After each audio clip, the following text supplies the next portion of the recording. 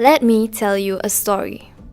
A long, long time ago, in the land of AConcordia, there lived 4 main clans. They are namely Nautica, the rulers of the sea; Folio, the masters of the forest; Montum, the overlords of the mountains; and Ventus, the kings and queens of the skies.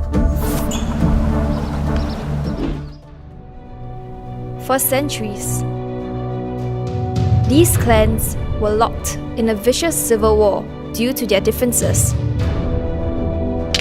and were unable to coexist with one another.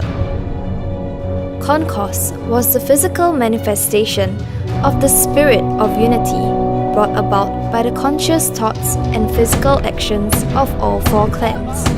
To restore peace and harmony in AConcordia, Concourse was broken up into 4 crystallized fragments and stored away in each of the 4 realms, only to be put back together in times of dire need.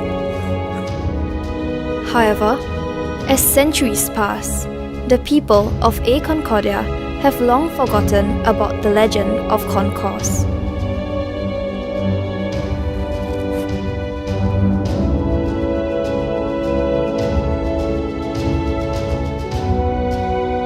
Oi!